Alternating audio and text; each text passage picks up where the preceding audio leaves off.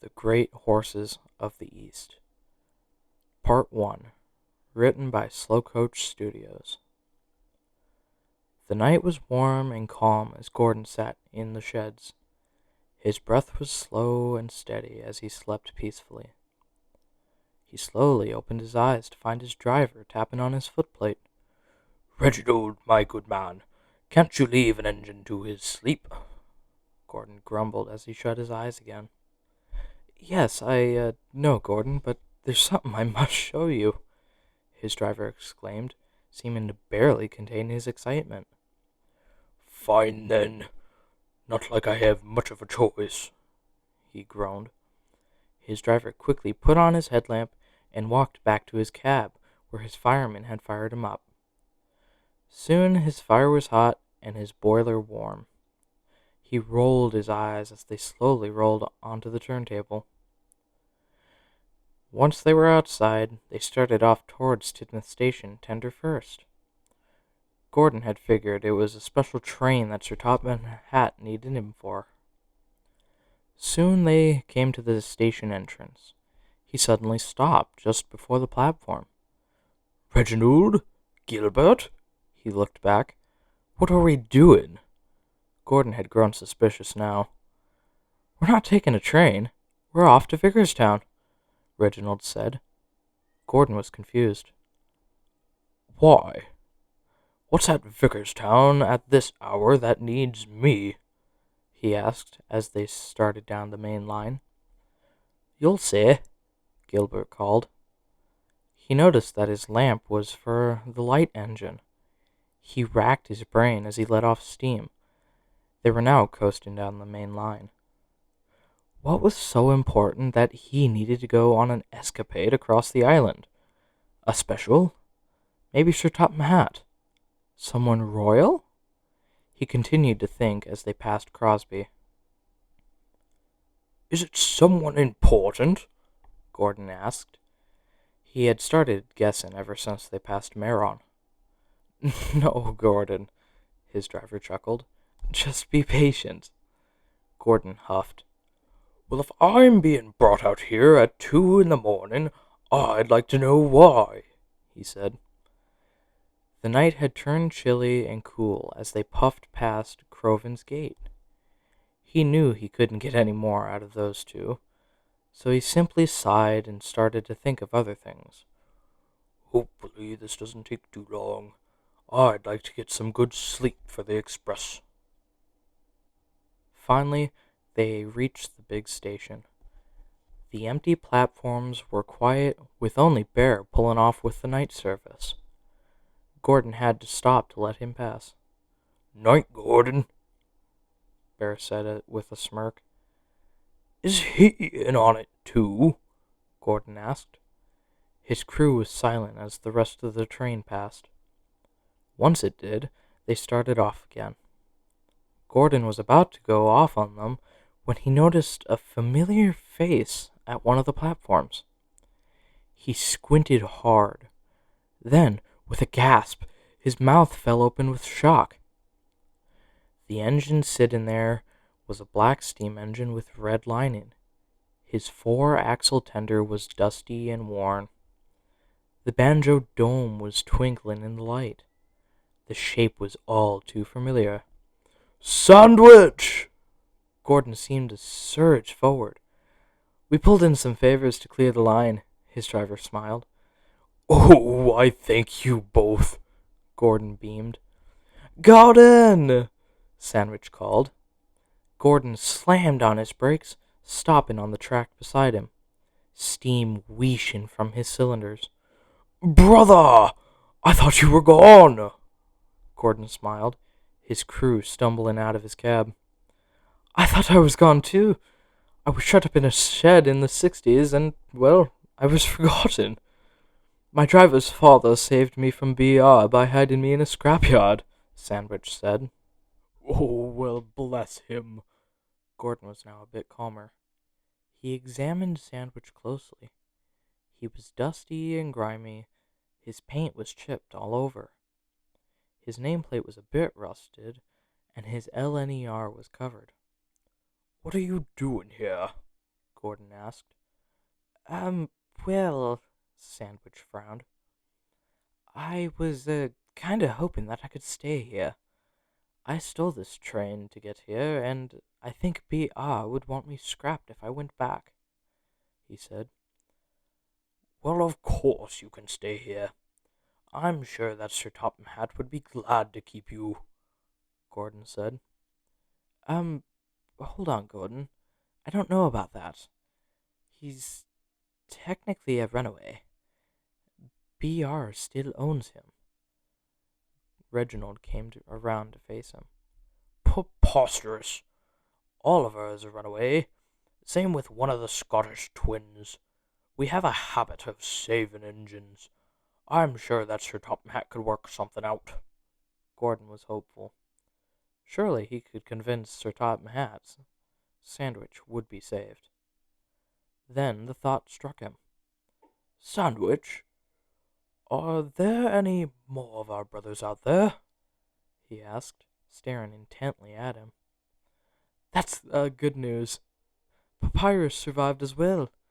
He was displayed at a museum at Doncaster. Sandwich smiled brightly. Gordon was overjoyed. Members of his family were still around after all. I don't mean to interrupt, but we should get out of the main line. Gilbert walked back to Gordon's cab. Oh, yes. Come along, Sandwich. There's a shed in the yard we can sit in. Gordon backed up. Oh, great. That trip took a lot out of me. Haven't had a train like that in almost 60 years. Sandwich slowly moved forward, steam wheeshing from his old body. So, what have you been up to, brother? Didn't see much of you since you came here, Sandwich said. Quite a lot, Gordon laughed. Together, the two slowly made their way to the yard sheds, talking all throughout the night. The morning came fast as the two woke up. Good morning, brother, Gordon said as he yawned. The sky was golden as the sun rose, casting streams of light across the station. Sandwich yawned. Morning. He was cut off by a cross voice. Gordon! Gordon's eyes snapped awake. He looked down and saw Sir Topham Hatt walking in front of him. Oh, sir, I didn't see you there, he stuttered. Apparently not. Why aren't you at Tidmouth? I had to put Henry on the express, since you decided to spend the night in a goods shed. Sir Topham Hatt's voice was stern and blunt. Well, you see, sir, I was woken up by my crew last night, and they didn't tell me where I was going. I'm not blaming my crew, of course, but, I had no clue where we were going. But then I met Sandwich. Gordon looked next to him. Sir Topham Hatt looked sternly at Sandwich, who gave a weak smile. Sir Topham Hatt's temper dropped as soon as he noticed him. My, you're an A1, he said. A3, actually. I was built, well, not built, I was rebuilt in, 34. Sandwich gave a quick comment. Right. My apologies, Sir Topham Hatt said. Well then, I don't blame you for staying here, but next time you must think of your duties first. Sir Topham Hatt glared back at Gordon. Yes, sir. Sorry, sir. He looked down in shame. Now why is Sandwich? Is that correct? Sir Topham Hatt asked. Yes, sir, Sandwich replied. Why is he here? He said, staring at Gordon. If I may, I was shut up in a shed in the 60s and forgotten. I've been bouncing around scrapyards to stay hidden. My driver's father is the one who kept me in running condition. My driver was the one who suggested that we come here, and said that Gordon was here and that I could be saved, Sandwich explained. Sir Topham Hatt seemed to be deep in thought. He can stay here for now, but I want him working inland. We can't have him being seen by BR. Sir Topham Hatt finally made up his mind. Oh, thank you, sir, Sandwich said with a smile. Relay my decision to your crews. I'll have the washers give you a nice wash-up when you get to Tidmouth. Gordon, you may have the day as long as you pick up your duties tomorrow. Sir Topham Hatt turned on his heel and walked back to his car. Gordon and Sandwich smiled with glee as Sir Topham Hatt's car sped away. Well, looks like I get to show you the island, Gordon said. The others will be so excited. Anything I should know about them?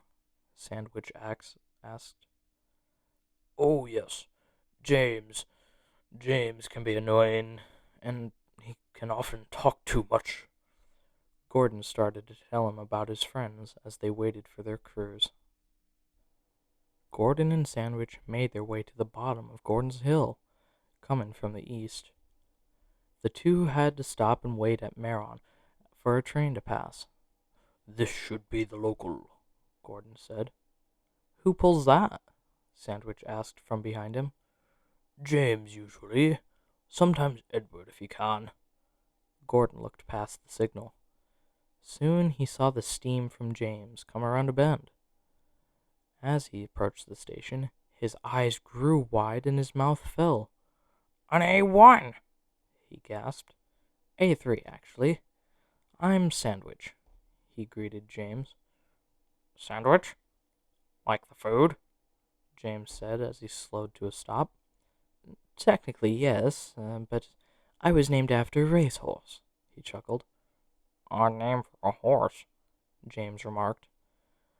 Well, it's an honor to carry their names, Gordon said, smiling with a smug face.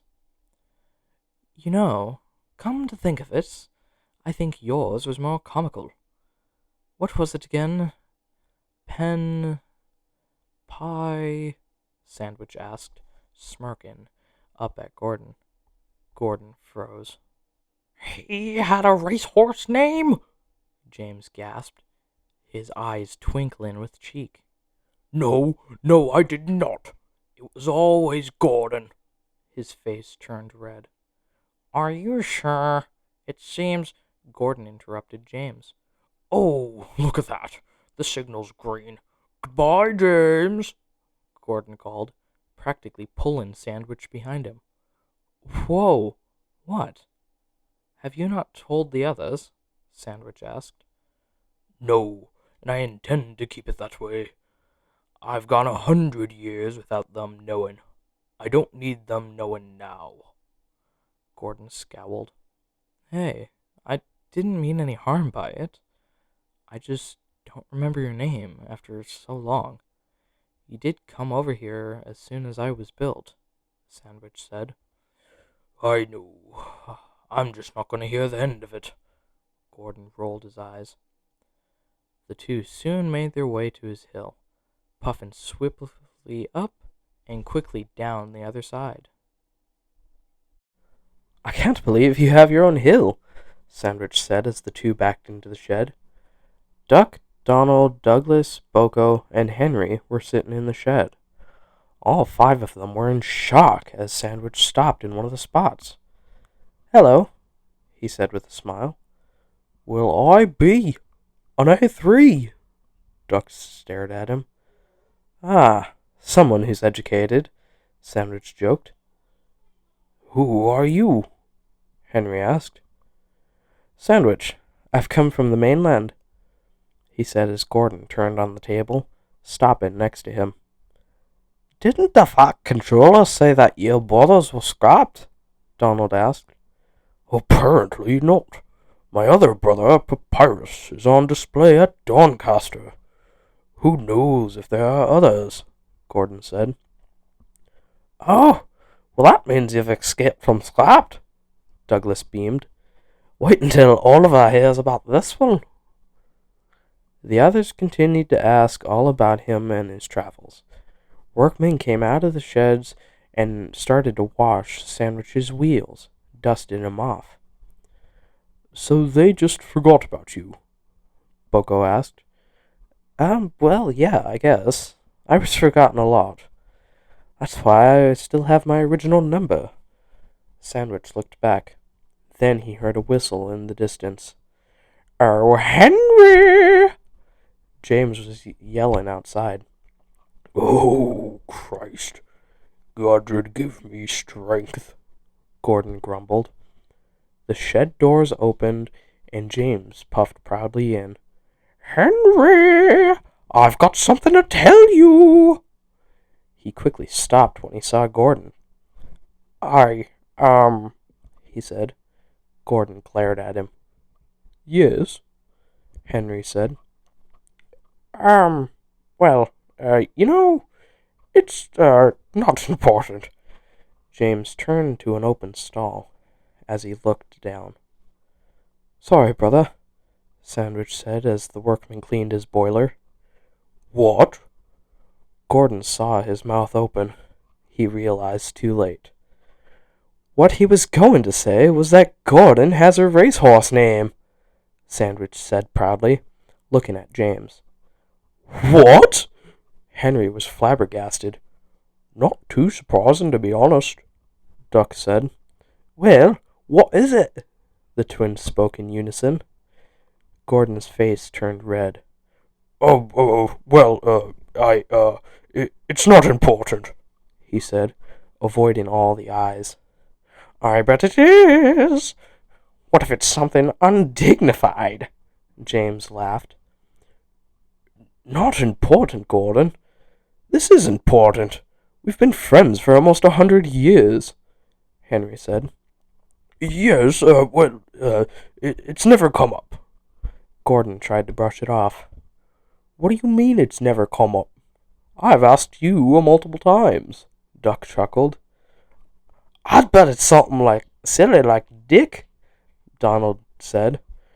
No, Dick Turpin was an A3, Duck objected. The shed exploded in chatter as the engines tried to think of names. Gordon stared at the shed wall as the noise surrounded him. Sorry, brother. The questions were getting dull, Sandwich laughed. Gordon simply cleared his throat and spoke quietly. Here we go, he spoke under his breath. He blew his whistle long and loud. The others quickly dropped in their chatter and looked excitedly at him. If you must know, I will tell you. I want no laughter. Looking at you, James. Gordon glanced at James, who was smirking. My race name was... He paused. Cutie Pie. His voice was low as he grumbled. The shed was quiet for not even a minute before the engines erupted into laughter. Cutie Pie! James cried as he laughed.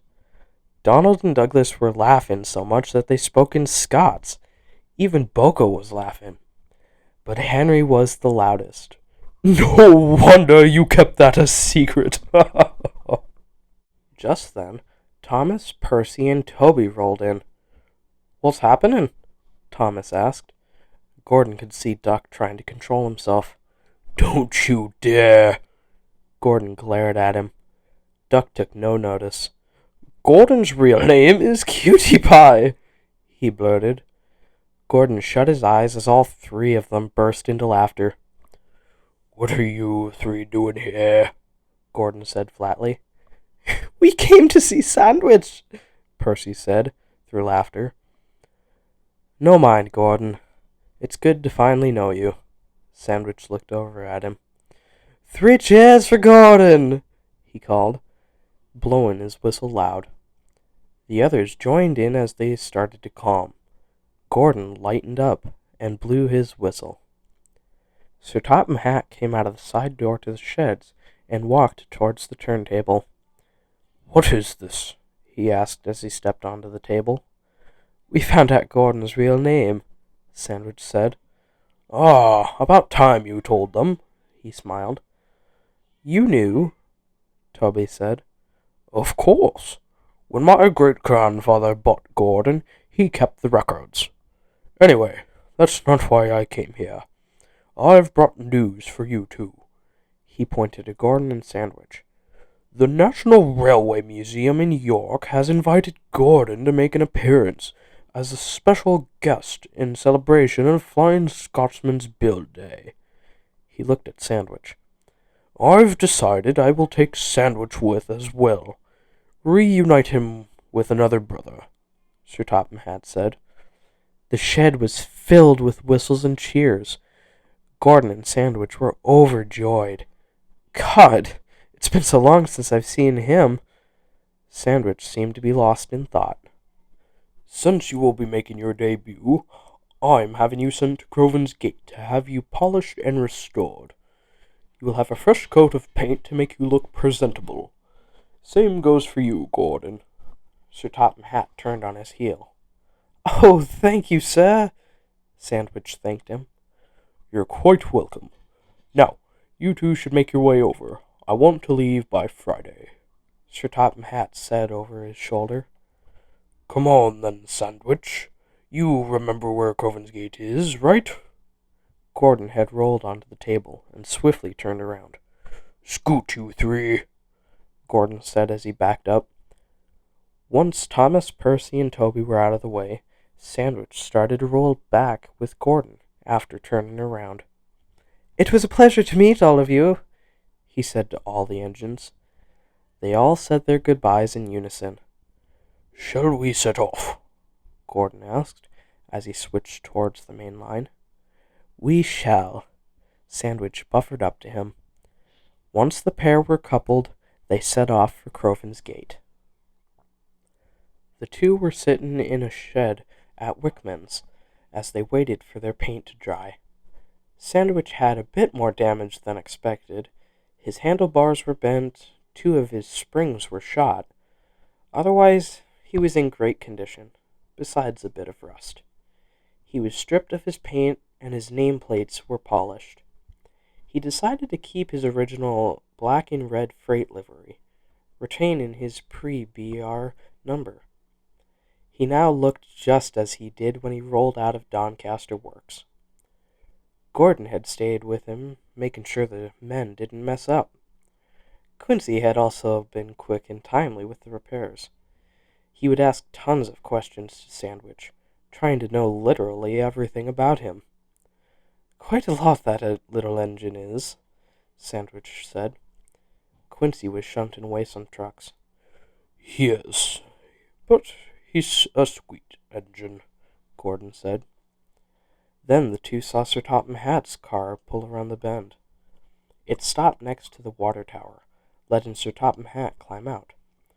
Ah, good to see you two awake. Yes, sir, we're ready for the trip, Gordon said.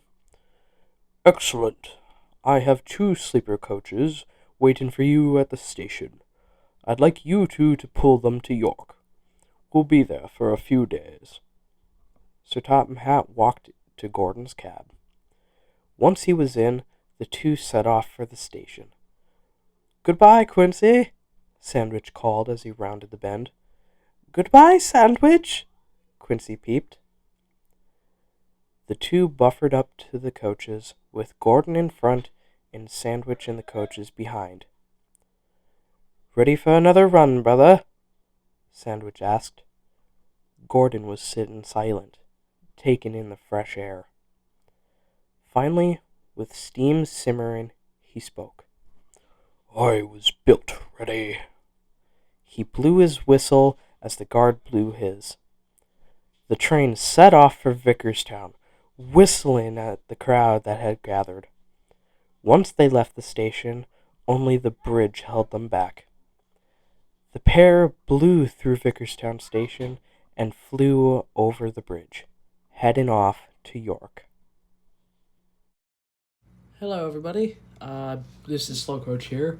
I just want to say thank you so much for 700 subscribers.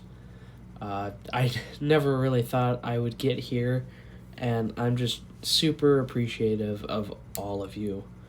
I do want to apologize for the audio quality. This was the first time I used my new mic for any sort of like video, so I do plan to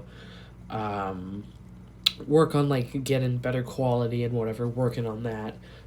Come and practice, and as you could probably tell with that sniffle, I am also sick at the moment, so it's a little harder to get accents and voices correct with a sickness. So anyway, so apologies for the audio quality, but either way, I think it turned out okay. Or not okay, it turned out great, so yeah. Anyway, part 2 of the story will probably be out maybe in the coming week. I don't know, I have to find time to work on it and actually narrate it, so yeah, I still have to come up with the voices for some of the characters that are coming. So anyway, I hope you guys enjoyed this one, and I'll see you in the next one. Goodbye.